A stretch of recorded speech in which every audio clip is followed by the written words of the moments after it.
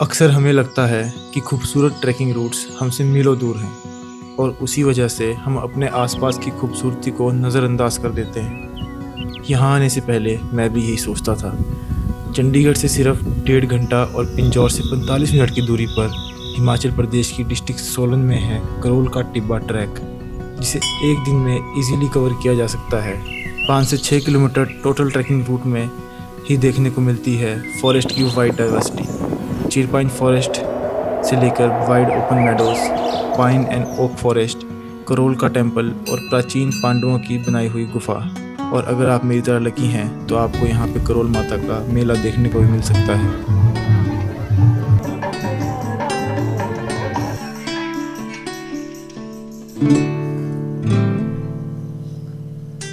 Hello and नमस्ते जी, मेरा नाम है Aniket. Welcome to chapter 3 of exploring our own backyard series.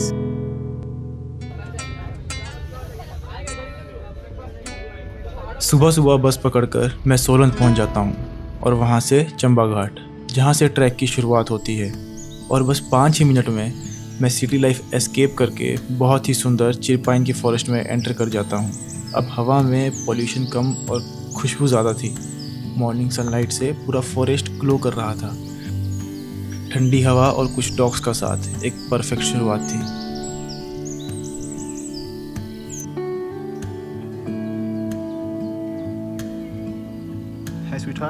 Karol track की total up and down length approx 10 kilometre है और ये एक बिगिनर्स फ्रेंडली ट्रैक है। और यहाँ पे आपको रास्ते में बहुत जगह लोग घास काटते, घास इकट्ठी करते दिखेंगे, गांव के लोग, जिससे कि आपको फील होगा कि जैसे आप किसी मान लीजिए अपने ही गांव में हैं। बट समर्स में ट्रैक की शुरुआत में आपको गर्मी का एहसास हो सकता है। धूप बहुत ज़्यादा हार्श हो गई है क्योंकि ट्रैक की शुरुआत 1500 मीटर की हाइट से होती है।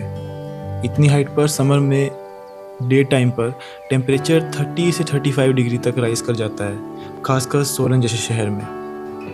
अगर आपका भी मेरी तरह गर्मी से हाल बेहाल हो जाए तो ट्रैक के 1 से 1.5 किलोमीटर बाद ही आपको पानी की बॉडी मिलेगी। और पानी पिया और थोड़ा सा रिफ्रेश हो गया मैं, थोड़ा अच्छा लग रहा है। और यहाँ से अब हम चलेंगे दोबारा करोल की तरफ। वहाँ पर आप अपनी वाटर बॉटल्स रिफ़िल कर सकते हैं, क्योंकि इसके बाद मुझे तो मंदिर से पहले कोई और वाटर सोर्स नहीं मिला। एंड हम इस ट्रैक पर मैक्सिमम 800 मीटर का एलिवेशन गेन करते हैं और हम शिमला जितनी हाइट पर पहुँच जाते हैं।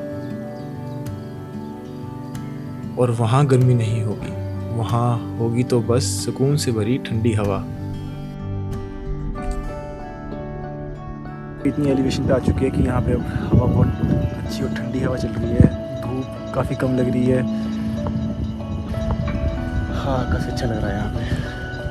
ऑल ओवर मज़ा आ रहा है यहाँ बैठ के नीचे। यहाँ से नीचे सारा सोलन दिख रहा है, सारा सोलन का एरिया। और सामने की तरफ जहाँ हमने लास्ट ट्रैक किया था शिवडांग, सामने की तरफ ही शिवडांग दिख रहा है। यहाँ से शिवडांग की पहाड़ी। थोड़ी देर रिलैक्स करने के बाद मैं अपनी मंजिल की तरफ बढ़ता हूँ और लैंडस्केप और भी खूबसूरत हो जाते हैं। अब फॉरेस्ट की जगह ये वाइल्ड डेजी ले लेते हैं, जो कि कोल्ड रीजन में ही पाए जाते हैं, जैसे कि हिमाचल, उत्तराखंड, कश्मीर और इंडिया के वेस्टर्न घाट्स, और उसके अलावा कई सारी जगहों पर।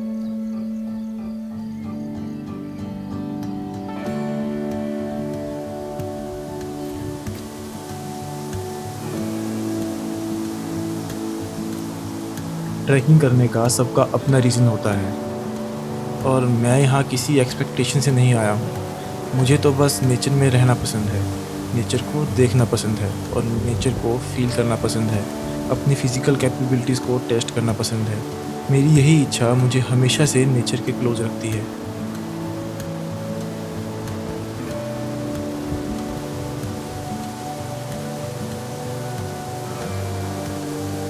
सिस्ट ट्रैक का स्टीप सेक्शन आ गया है और बिल्कुल सामने से वो ऊपर से धूप पड़ रही है।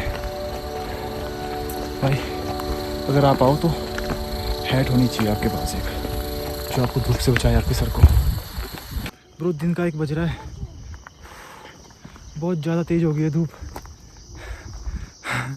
इसने सारी एनर्जी चूस ली है शरीर की। और वो सोलन भाई कितना दूर रह गया हमसे।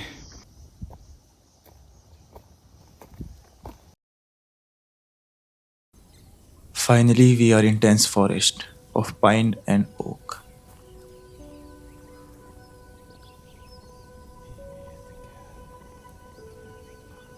बचपन से ही ना मुझे कोल्ड रीजन की फ्लोरा एंड फोना बहुत एक्साइट करती है,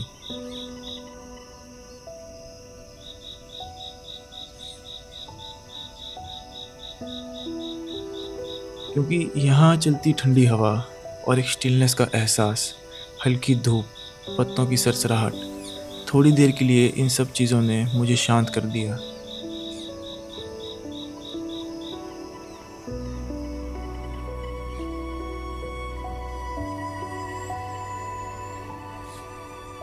और थोड़ी दूर चलते ही मैंने देखा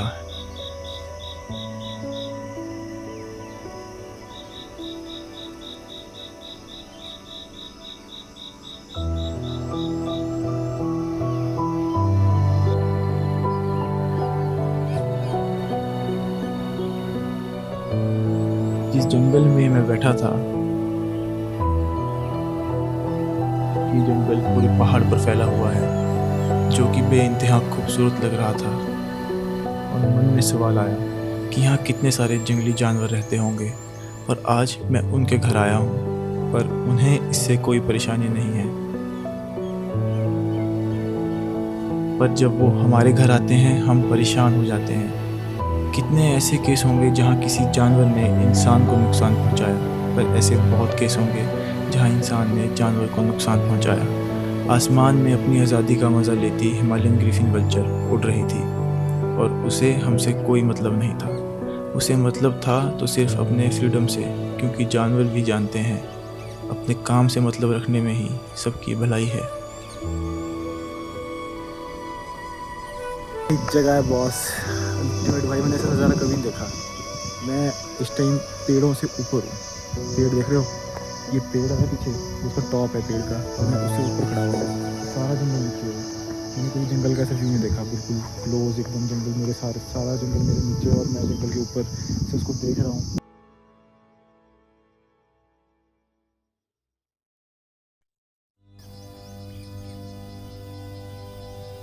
झुलसा देने वाली धूप घने जंगल को पार करके आता है सोलन की सबसे ऊंची चोटी पर बना काली माता का मंदिर। ना यहाँ रोड आती है, ना कोई ट्रॉली, फिर भी लोकल की आस्था से ये मंदिर सोलन की सबसे ऊंची चोटी पर घने जंगल के बीच बना है। ये हिंदू धर्म और अच्छे कर्म का एक प्रतीक है।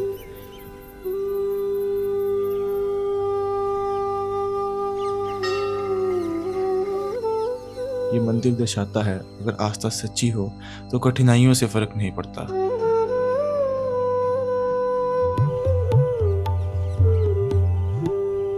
अगर मौसम साफ हो तो आप यहाँ से शिमला, चूरधार जैसे महत्वपूर्ण जगहों को भी देख सकते हो। और कल यहाँ करोल का मेला है।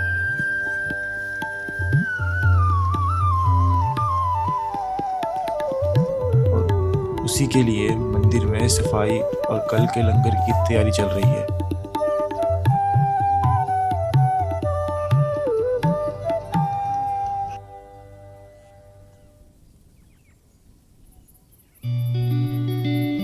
सेटिस्फेक्शन वर्ड का असली मतलब तो आज समझ आया। पूरा दिन चलने के बाद नेचर ने तो मुझे सरप्राइज गिफ्ट ही दे दिया। इतने प्यारे मेडोज जो मैंने बिल्कुल भी एक्सपेक्ट नहीं किया था। अक्सर ऐसे मेडोज हमें शिमला, मनाली जैसी जगहों पर देखने को मिलते हैं। लश ग्रीन घास, ब्लू स्काई को देखने के बाद मेरे पूरे दिन की थकान दूर हो गई।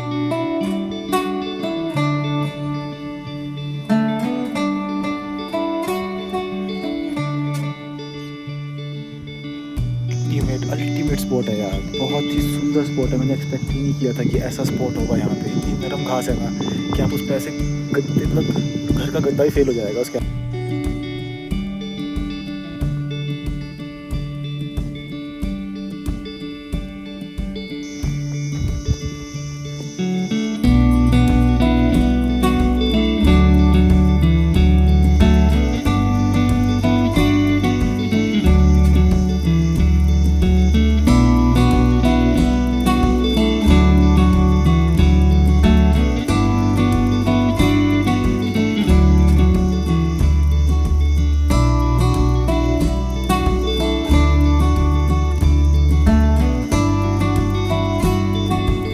वैसे तो मैं 24 साल का हूँ, बट इस दिन शायद कुछ पल के लिए 14 का हो गया था।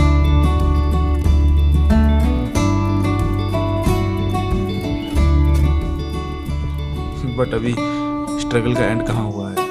मुझे अभी टेंट पिच करना है, रात की आग के लिए कुछ लकड़ी इकट्ठे करने हैं और खाना पकाना है, और कल सुबह करोल के मेले में भी जाना है।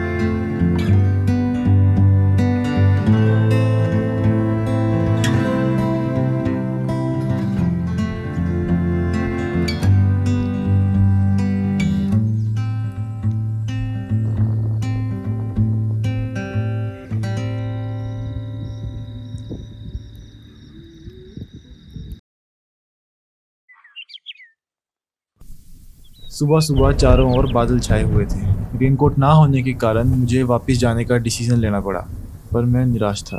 पांडवों की प्राचीन गुफा और करोल का मेला मैं दोनों ही नहीं देख पाया।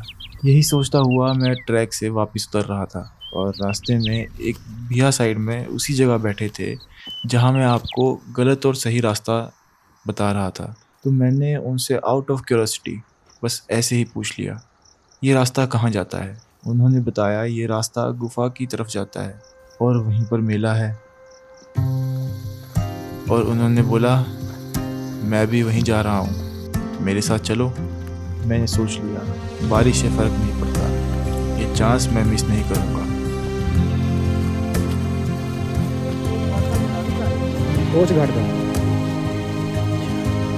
और रास्ते में देखा आसपास के हर गांव से लोकल्स मेले की तरफ जा रहे थे, चाहे वो बच्चा हो, बूढ़ा हो या जवान।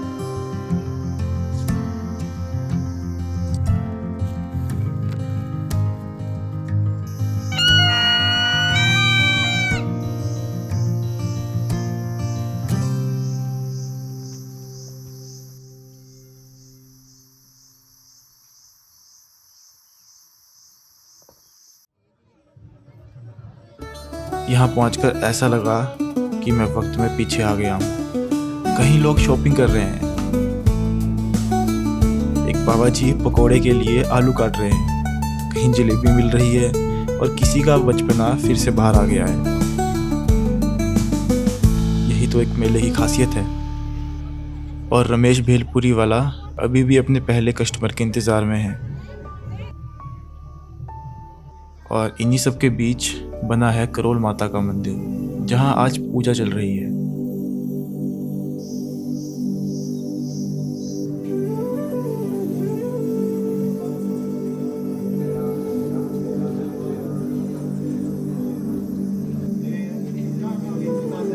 और उसी के पीछे है प्राचीन पांडवों की गुफा, जो हिमालयस की लार्जेस्ट केव भी है।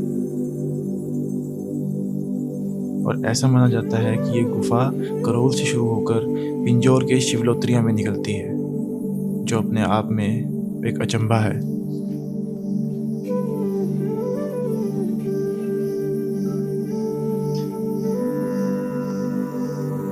और थोड़ा समय बीतते ही बहुत सारे श्रद्धालु इस मेले का हिस्सा बनने यहाँ पहुँचते हैं। और लोकगीत के साथ शुरू होती है पहाड़ी नाटी।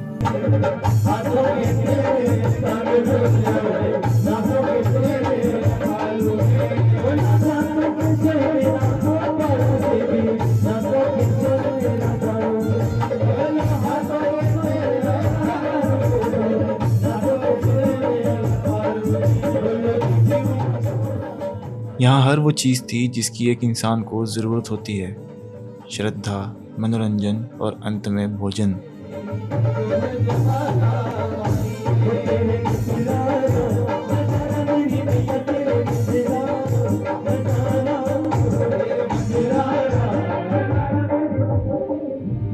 अक्सर हम शहर के शोर में अपनी अंदरूनी आवाज़ को सुन नहीं पाते। ट्रैकिंग मेरे लिए नेचर से कनेक्ट होने का एक ज़रिया है और उसके थ्रू खुद से रिकनेक्ट होने का।